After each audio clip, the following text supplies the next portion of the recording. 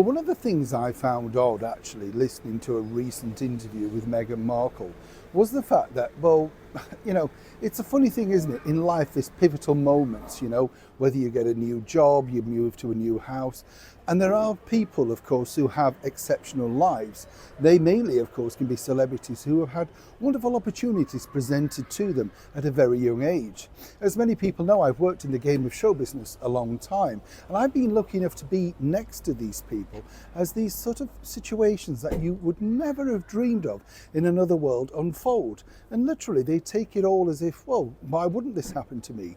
They don't tend to have a lot of respect, as it were, in looking and thinking, this is a wonderful opportunity. There are some, but they are very few and far between. When I was a child, the pinnacle, if you're an entertainer, would have been to appear at the Royal Variety Performance, to simply be presented and be on that bill with the Royal Variety Performers would have been like, you've made it, So this story sort of makes it all very strange when you consider that the royal known as Meghan Markle, the Duchess of Sussex, well, seemingly, she claims now, literally right now, this is the pinnacle of the happiest she's ever been. And I'm not knocking that. Happiness should go to every single person. But given the fact that you've had these wonderful opportunities as a struggling actor, actress, whatever you want to call yourself, and then you say this at the Time 100 thing, remember this? And that part, to have a partner and a husband who's just so supportive, and to have healthy kids that are so joyful in the freeness of their life and the safety of their life that we create for them. I never, of all the things that have happened in my life, I never would have imagined getting here at this point. I would feel just so happy and grateful, and I really do. Well, of course, that was no secret. As I said, every single facet of that interview had been, well planned, well thought out. And I love the sort of behind the scenes stuff with Meghan, where she's waiting to go on stage and looking very calm and collected. But you can see out of the peripheral vision of her eye, she knows that she's being filmed, and it's almost saying, you've got this, haven't you? You've got me, right? And that's the feeling that I got watching that. But what's fascinating is, as you look at that and you say, there's somebody claiming that this is the happiest that they've ever been. Well, how truly are they happy? And more importantly, as she claims to be very happy, just a couple of literally hours later, you have her husband, the man she describes as incredibly handsome, and of course a fox, literally falling apart on the BBC and begging to return to his former life, his former role, and his family that he's ostracised and literally kissed away. This is a problem, quite frankly, inside the marriage. And on today's By Royal Appointment, I wanted to delve a little bit deeper into what I know, exactly what's going on behind the scenes. So, without further ado, let's go. Morning, lovely to see you, chums. Thank you so much as ever for your time. Lovely flowers, aren't they, here? I love doing it at this particular spot because, well, there's two problems, actually. I can share this with you, we're friends. There's two problems. I have to stop because of the pollen. It's very strong. And I didn't know this until the other day. I was talking to a lovely gentleman that I met up in the other place that I was filming at. And he was saying, oh, you've got to be so careful because if the pollen gets trapped in your throat. I thought, yes. Always wise to have a flask, isn't it? Or a bottle of water. You never know what's truly going to happen, do you? Or how that develops. But of course, the big talking point this week was none other than the fact that where we have Prince Harry sitting down with the BBC. And as I said to you before, I found that really odd because the BBC in itself would be a very strange company, given the fact that this was a company that lured his mother into that false hood of interview with Martin Bashir. I would have probably picked anybody but this particular organisation. But as I said, the problem that you have now with Harry and Meghan is they have to be rather selective about who they can sit and chat with and divulge with because things are running out. The companies that would have accepted you a while back, oh, you're terrific, they now know there's always going to be an issue with you, and that's your problem. Now, of course, as I said at the start of the video, when you look at this particular latest sort of, Meghanism, as it were, Meghan's going on everything from her own podcast to other people's podcasts with the likes of Jamie, and basically saying, I'm so happy, I've never been happier. And things are terrific. We're in the honeymoon period because we were trapped after the first 6 months and everything was in the trenches.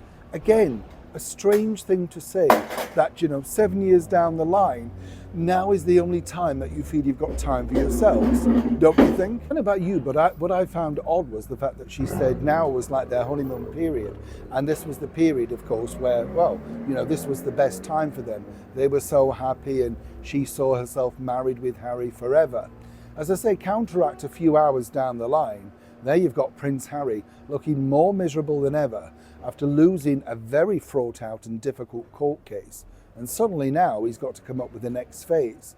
And what you do find from speaking to people that worked alongside with Harry and Meghan is Harry's job, his sole job, is to make her happy, to keep her on the right track, to make sure that, whatever she needs is supplied.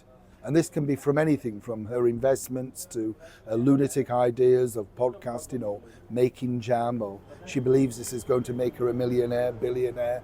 Harry will go along with it because he doesn't know anything else. After many years of being mollycoddled by the British monarchy, this is the first time he's entered real life.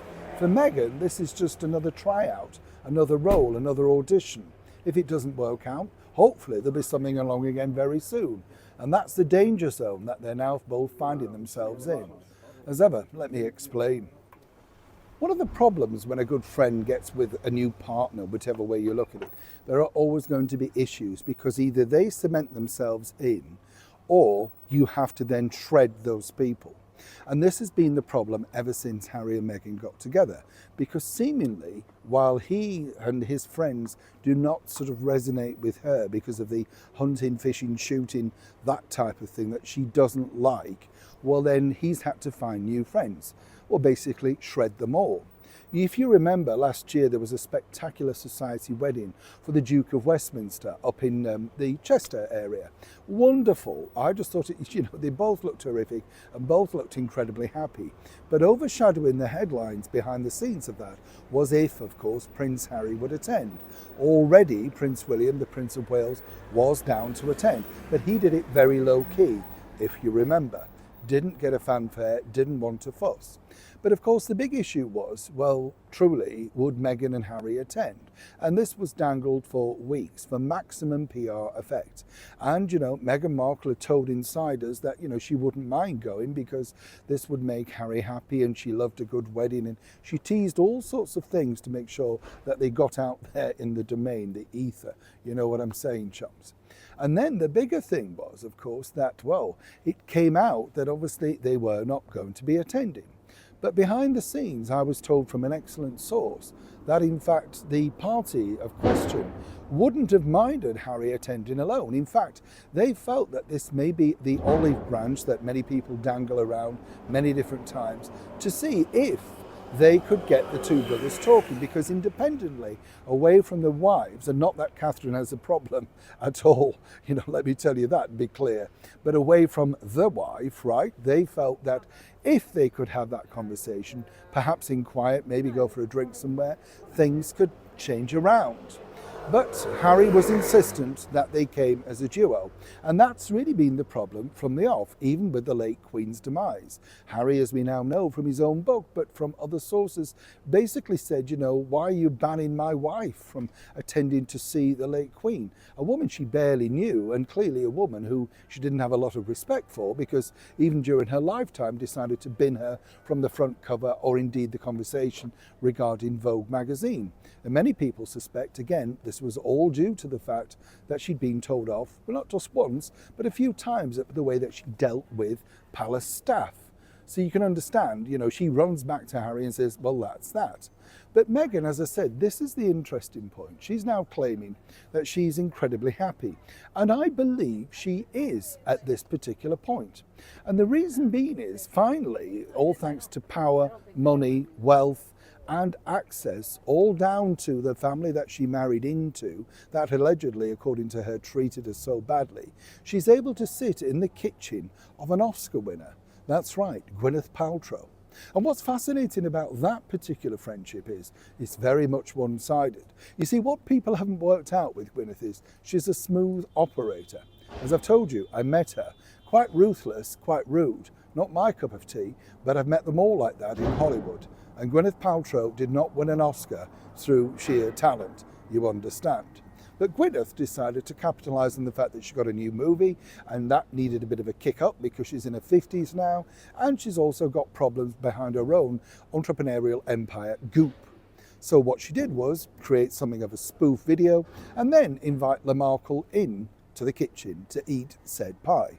Now, get this, and many people haven't picked up on this.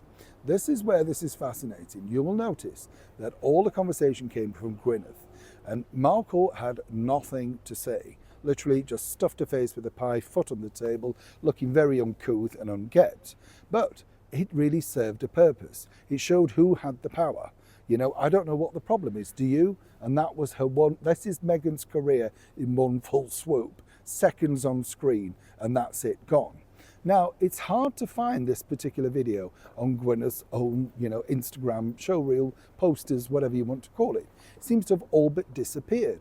And then very quickly, of course, we had the problem with the Centre Barley charity. Centre Barley charity, of course, which Prince Harry apparently holds very dear to his heart, but a woman of colour has accused him of misogyny and bullying, so they couldn't hit out on that.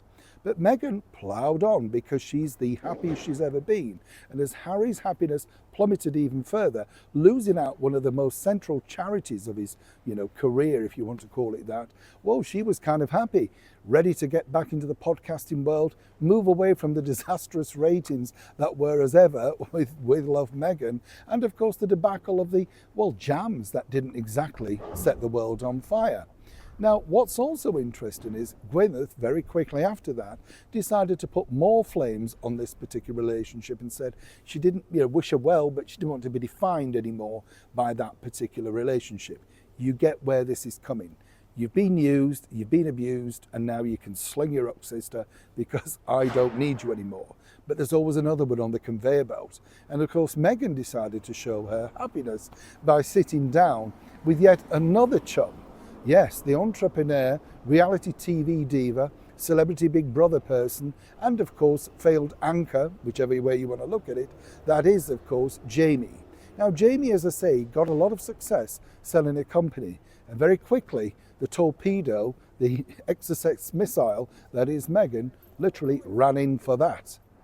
You see, Meghan values happiness, as she calls it, on who she's with at the time. If you remember, she treated her first husband, Trevor Engelson, like he was the centre of her universe, her words, right? This is what she called him.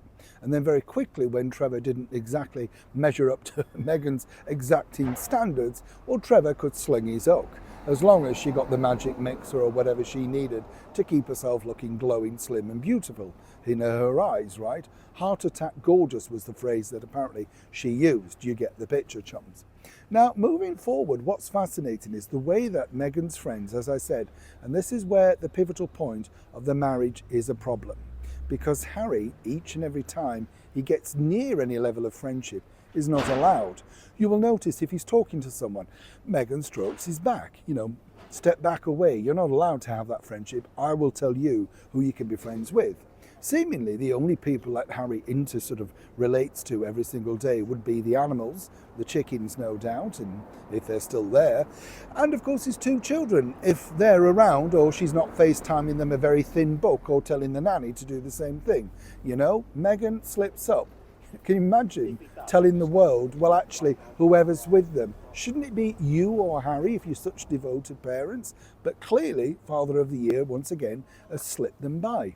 But you see, the thing, as I say, with the mystery of the friends is after Gwyneth Paltrow, Jamie comes on the scene. And Jamie, of course, has taken some kind of vow of helium to speak to Meghan. She didn't speak like this previously, but she's now decided that this is a more, how can I put this nicely, a sort of a voice that really would say, I love, respect and admire you. You're terrific. Whatever you're doing, I'm on your side. Now, quite why Jamie, who's made so much money, would really want to connect on this level, it must be friendship, right? Oh, yes. But the thing that I believe is this, that, Jamie loves being famous and wants to be more famous. And this was an attachment exactly to the fame game. If you attach yourself to somebody who is, whether they're liked or not, but infamous, then you're going to get literally some action. But this didn't translate very well also for that sit-down podcast, in which, again, Meghan spoke about, her favourite title is Mummy. Write it, but British way of saying mummy. Odd, I always thought the favourite title was Charge It and to Harry, but it could just be me. Now, again, lots of things were happening in that particular interview, and every single question was agreed well and truly in advance. Make no mistake about that, chums. And the sort of narrative was that, they were going to address all the negatives about the social media posts, all the things like that. But the thing that they were not going to discuss at great length was any level of failure, whether that be failure in friendship, failure about marriage, failure of any. I mean, wouldn't a great question, for instance, have been, what's been the darkest period so far, literally, of your marriage to date? You've been together 7 years, there must have been, but no, everything's light and glorious. Meanwhile, Harry looks as if the death's door is about to enter into his life. He looks miserable, and everything was literally there for the world to see. Really, in front of the world, when they stepped out in New York for that Time 100 event, he could not have looked more bored, more fed up, because now they are a celebrity couple. Harry knows he's the bon marché, as it were, the one that people really want to see, but he has to now step back. But he's getting a bit fed up of stepping back. He wants his life back in England. The security thing is interesting. He would like that just to keep Meghan's ego and the cost of that away. But, really, he just wants something to do other than defending his wife. And I've been told from an excellent source that worked alongside them, it was wearing a little bit thin, as the, Sir Galahad, Sir Lancelot, the knight in shining armour act. Even Harry now is becoming a little bit, shall we say, because he needs something to stimulate him. The big problem now that he has also in the marriage is the fact that this Centre Barley thing is not going away. And he built his life and career on that with Meghan. They were supposed to be the charitable endeavours. Then we found out that they only worked 1 hour a week, and suddenly they weren't really that charitable. And as you can see, even the latest Diana thing comes with some sort of attachments on the website. So again, you do kind of think, well, hang on a minute, who's doing well out of this? Now, if you remember when Harry wrote his tell-all book, there were a list of things apparently that the charities were going to get this money. And again, I think they should have been more capitalised on that. Perhaps Harry and Meghan should have shared exactly where all of that money went and which particular charities. That might have warmed up the public a little bit. But as I say, Meghan claims, as right now, she's the happiest she's ever been. And then, of course, this problem occurred. One of the bigger issues now that Prince Harry has regarding his, lack of standard, if you like, after particularly that bombshell reveal with the BBC, this actually makes somebody like Meghan Markle very secure. As I said, she keeps going back to this line, I'm incredibly happy, and she must be. And the reason why is simply, take a look at this recent headline in a national newspaper. This is, of course, a headline and a story all about exactly some time of Prince Harry's chums, all the ones that have now been wiped away. And really, the story behind this is quite simple. You see, if you don't agree with him, or indeed stick with the narrative, then you're out. But this really works very well into Meghan Markle's bigger game plan. See, as far as she's concerned, if you think about it, Harry now has literally gone away from all of his friends. She's cultivated a new sort of set of chums, and these are incredibly wealthy people, connected, that sort of stuff. As we saw recently on her own podcast, she interviews people that she's sort of bought, for want of a better word. The clever coffee woman, she got a package and decided to invest it, and suddenly they're friends, right? Jamie, we're friends, because of course there was a package delivered and it was an initiation. Meghan clearly is never just friends with anybody, say, who maybe worked for the garbage disposal or, in the local chemist serving makeup or something like that. No, they're not useful. And this is normally what you find when you marry someone who is a career climber. We called it a social climber over here in the United Kingdom. You're looking for somebody that, really can get you into the high places, movers and shakers. Harry now has become a bit of a liability to Meghan. But nonetheless, the name still remains important. That's the problem. And the other issue is, you see, that people still want to meet him, but she keeps him very much on a leash.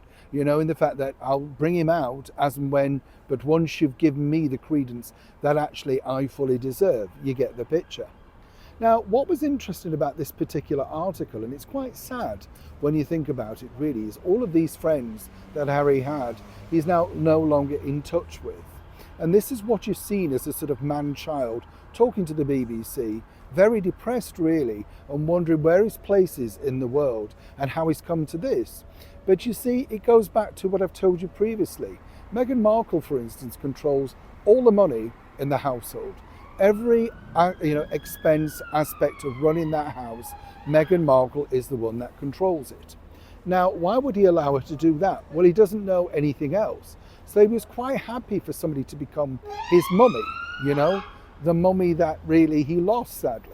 But there were other people already willing to take that role on inside the monarchy and did for many years, including the very kind lady that is Catherine, the Princess of Wales. She sat down with Harry a lot, talked through a lot of his problems, his fears, his worries, and was able to build a bond, not just with William, but of course with His Majesty the King as well.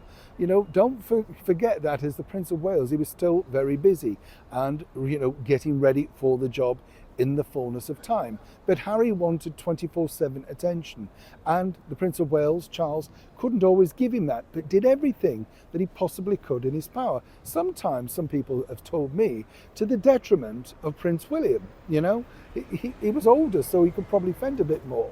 But you see, when Meghan moved in on the scene, well, ultimately what they decided, and this is again where I found this particularly interesting, is once Meghan moved in, those friends that weren't necessarily useful or captivating or whatever you want to call it, they couldn't necessarily further the deal that she wanted and as ever allegedly, well then they had to find new friends. Now the problem when you go into a celebrity world is that it's full of fakery, and the friends only want to know you if you're in the hit movie, you're a billionaire, you're a mover and shaker, or you can accelerate their career. Harry and Meghan's cachet, the way to accelerate their careers, was simply the fact that they were former royals, and she was a D-list soap actress that had stood next to the reigning monarch of 70 years, well loved, well liked around the world. And bit by bit, rather foolishly, Meghan has dismantled any respect that she may have had for that by things like the stupid curtsy, by the fact that, she did a terrible interview with the cut as Her Majesty the Queen was suffering from the terrible effects of bone cancer, one of the most difficult cancers to deal with. But no, she carried on, if you remember, throwing out those bon mots of, I haven't signed an NDA, I could say whatever I want. And she did. So consequently, all of that played back. The public decided they didn't like her anymore. But now, where friends are concerned, Harry's desperately trying to look and find a new cultivation. Where does he go next? Because the charity stuff, even that seems to be failing. And it's failing on two angles, really. Again, it boils down to the wife. The piece that was in the paper recently just centered on one thing. They all liked Harry, the Harry of old, the one that was the party fun guy, the one that really was very normal off the royal stage. But the moment he moved in with Meghan Markle, the moment she took charge of his life, well then they couldn't really get on. And more importantly, according to sources, and I've spoken to some of these former friends, she did everything in her power to make sure that they were the wrong sort of people, perhaps not having Harry's best interests at heart, perhaps not trustworthy. We saw that with the Beckhams. Suddenly the Beckhams, were selling stories about them. This had never happened until, of course, Meghan came into the equation. Now, you can't do anything about that because until that person wants to realise it, where do you go? But of course, Meghan herself is pushing hard and fast with trying to cultivate the next level of chumps. And what she's done, when you think about it also, is leave Harry at home alone. He's now the third child in that marriage. Whatever people say, she controls his thoughts, what he's going to do, and the whole conception of really where he is in his life. He never had problems with his father or his brother or Catherine, the Princess of Wales, before. Suddenly, Meghan was in tears because Catherine had made her cry. William had shouted at her after treating servants badly or assistants badly. And then Harry has to save her. It circles back to this. So where does he go from here? Well, the truth is, many people suspect that Meghan Markle does not want Harry at all to do what he stated in that BBC interview. Remember the pivotal moment where he said, I'd like reconciliation with my family. You know, I miss them and I've made mistakes. But he stopped short of the word sorry, right? He couldn't do that because, of course, he's waiting for an apology from the family for his wife. Now, I suspect, and this is my opinion, that Meghan doesn't want a reconciliation because she doesn't want a reconciliation with her own family. There's only Doria. And I think it was very telling when she posted that really revealing little snippet on Instagram where she was cooking and trying to solicit some kind of interest from her mother. And the mother looked completely disinterested, arms folded, leaning against the oven. Then, it's kind of like, you're going to have to try harder if you want some, sort of expert thing from me. She didn't want to help, and she certainly didn't want to make her daughter feel better. Who knows what's going on behind the scenes? But these are now the people that Harry has to live with on a daily basis. And that must be very hard, whatever people think. The dream that he bought into, the freedom that he thought he was going to get because Meghan was going to solve everything. According to a friend of Harry's who knew him at the very first initial stages, they talked about what he wanted to do afterwards. And the dream really was that Meghan and him were going to live in Africa, away from the prying eyes of cameras and paparazzi and, the media as such. There was going to be nothing like that. And then, of course, what happened was very quickly they go to Canada and suddenly this man pops up into the equation, Tyler Perry. And Tyler, very cleverly again, made sure that he got his name utilised around the world. He'd never met them, but suddenly he felt sorry for them, offering his house, and they suddenly decided they were going to move into this house. I mean, incredible, right, when you think. Out of everywhere that you could go, and the level of people that would have wanted you to go and stay with them, suddenly they take the word of somebody they've never actually met, and then go and stay in this house. Consequently, apparently he helped them source this place in Montecito. But again, Harry was still being sold this dream that eventually they were going to quit this life and, whatever. Now, according to a source, the way Meghan got out of this, and she's a very clever manipulator, and this is the problem why the friends do not get invited or indeed are not allowed to speak or stay. The way she operates is, and as ever, I have to say allegedly, suddenly the pandemic struck, right? So with the pandemic, suddenly, the world had turned on its axis, and the idea of maybe going off to a foreign country had to be put on a hiatus. And this again served Meghan's purpose. She couldn't believe how lucky she was in this particular situation. But again, more problems arose. Harry then felt, well, okay, maybe we could do some good charitable work here. I would say, at heart, he's a well-meaning person. I genuinely believe that. But he is no match for the power, the walkover, the level of sort of pushiness that his wife has. She spent years trying to get this recognition, and she's certainly not going to give it up now. When you saw recently the fallout with Dr. Sophie Chanduka and the Centre Bali, everybody focused in on the mean girl aspect of that. The bit where they ignored her at the polo match, the one where Meghan had trampled over all the deal. Suddenly it wasn't a charitable event anymore, it was a commercial venture. And Dr. Sophie pointed that out, that suddenly this was now going to cost more. Not only that, she'd also decided to bring along her friend, the tennis international superstar, Serena Williams. So it's Meghan's world that you've got to live in and deal with. And it was very telling the way that she dismissed her on that video. You see, for Harry, he just went along and thought, this is great.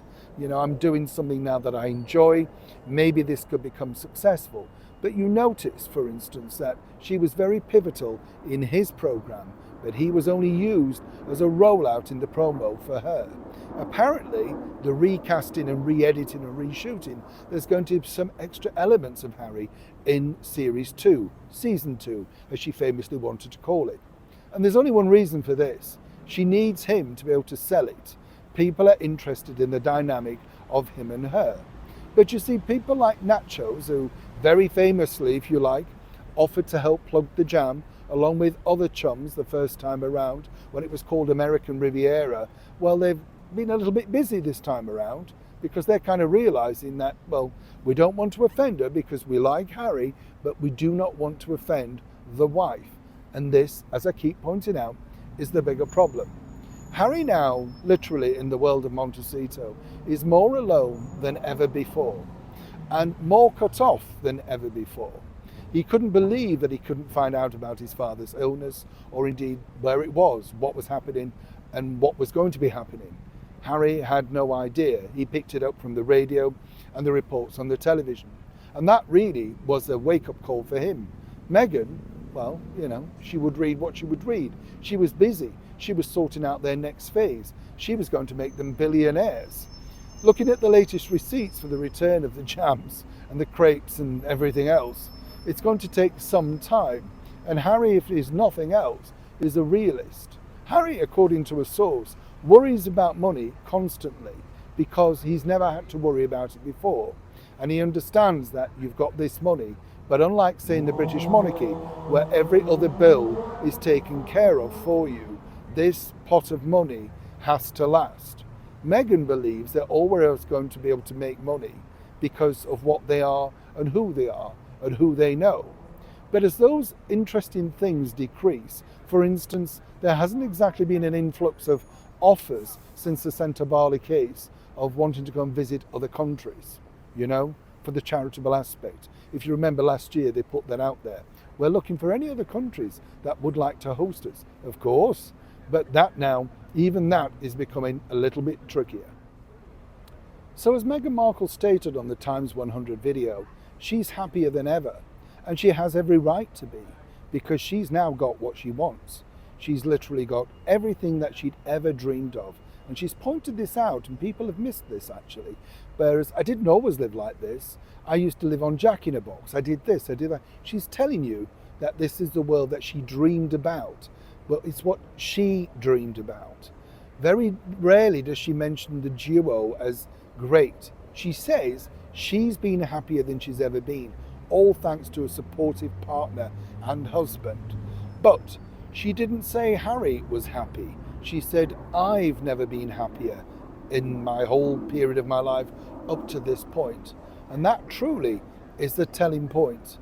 As Meghan and Harry now move forward in the next phase of their lives, they've got to decide and work out exactly where do they go from here. The difficulty that Harry now has is he wants back with the family, not with royal duties, I have to point out. I've been told he just wants to be in some sort of contact with them. They've got no family. There is Doria, Ragland, the dogs and the kids. Harry was used to a massive extended family, and now what he has every day is simply Meghan Markle. Now, while Meghan may think that's enough for her, according to a very well-placed source, it's not enough for Harry, and increasingly so every single day he becomes more and more miserable, despite painting on the smile that he learned from his late mother, Princess Diana.